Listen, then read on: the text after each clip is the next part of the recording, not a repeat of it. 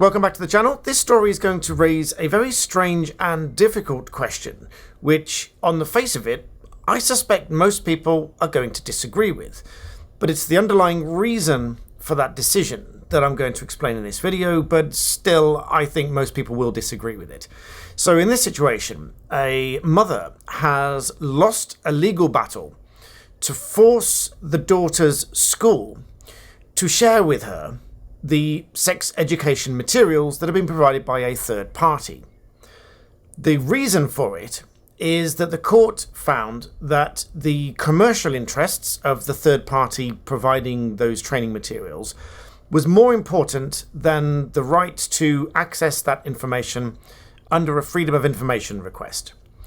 That's the story in a nutshell. But now going into the heart of the issue, why did this mother want to have access to these materials, to review these materials that were being taught to her daughter at school in the first place? So in essence, what happened was this. The daughter came back and told the mum that they were being taught that heteronormativity was a bad thing and they should be sex positive towards relationships.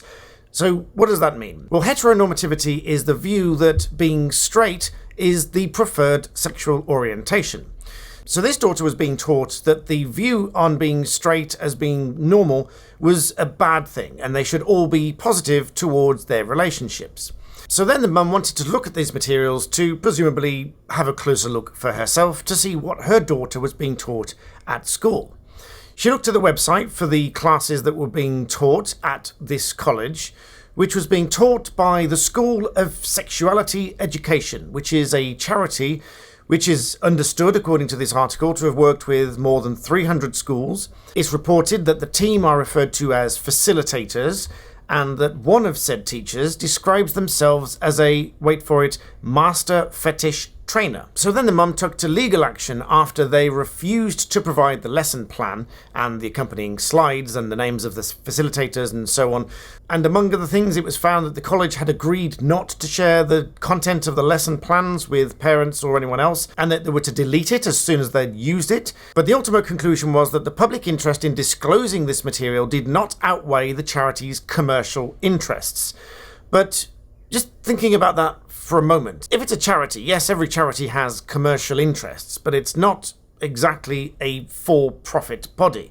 So I'm struggling without reading the judgment to really come to terms with that, but let's leave that aside for the moment. The key issues here are twofold. First of all, the content of what is being taught and whether you agree with that or not, but you'll have to make your decision based on the very simple explanation that I've given you as to what is being taught as it's reported, and you may agree, you may disagree.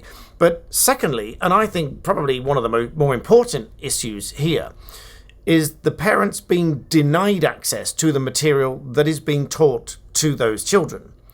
Because surely a parent should have the right to have access to the material that's being taught to their children so they can exercise their own parental guidance in respect of that material, and irrespective of it being in a school scenario or a college scenario in this case, so that when the children come home, if they ask questions of the parents, they can discuss it and clarify any views, steer any thoughts that might go astray on behalf of the child.